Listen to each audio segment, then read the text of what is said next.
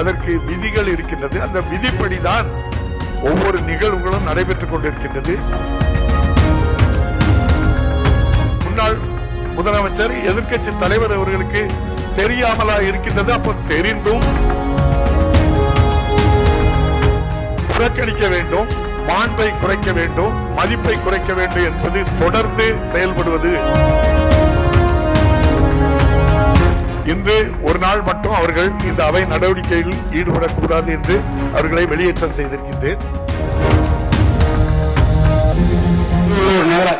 திருவள்ளூர் நகராட்சியில் தற்போது மக்கள் தொகை 64,082 ஆகும். தற்போது இந்நகராட்சியில் 13 எண்கள் மேல்நிலை தொட்டிகள் 43.57 லட்சத்தில் கொள்ளளவில் உள்ளது. இதன் மூலம் குடிநீர் விநியோகம் செய்யப்பட்டு வருகிறது. வார்டு எண்கள் 13, 14, 17, 18 மற்றும் 20 வார்டுகளில் நகராட்சிக்கு சொந்தமான இடம் ஏதும் இல்லாததால் வருவாய்த்துறையினரிடம் நிலம் கோரி பெறப்பட்டு இந்த நம்முடைய மாமன்றம் சட்டமன்றம் நீண்ட நெடிய வரலாற்றுக்கு சொந்தமானது.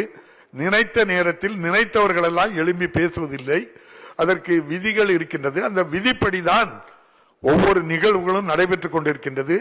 ஆகவே அவர்கள் ஒத்திவைப்பு தீர்மானம் வேண்டும் என்று கேட்டால் அதை எழுதி கொடுத்து எங்களுக்கு ஒத்திவைப்பு தீர்மானம் இதில் பேச வேண்டும் என்று எழுதி தந்தால் அது டிஸ்கஷனுக்கு உட்பட்டு விதியை தளர்த்தி அதன் பின்புதான் ஒத்திவைப்பு தீர்மானமே பேச முடியும். அதுவே நம்முடைய மாண்புமிகு முன்னாள் முதலமைச்சர் எதிர்க்கட்சி தலைவர் அவர்களுக்கு தெரியாமலா இருக்கின்றது? அப்ப தெரிந்தும் வேண்டும் என்று இந்த அவைக்கு நடவடிக்கைகளில் இடையூறு செய்ய வேண்டும், புறக்கணிக்க வேண்டும், மாண்பை குறைக்க வேண்டும், மதிப்பை குறைக்க வேண்டும் என்பது தொடர்ந்து செயல்படுவது வேதனைக்குரியது. இதை வன்மையாக கண்டித்து இன்று ஒரு நாள் மட்டும் அவர்கள் இந்த அவை நடவடிக்கையில் ஈடுபடக்கூடாது என்று அவர்களை வெளியேற்றம் செய்திருக்கின்றேன்.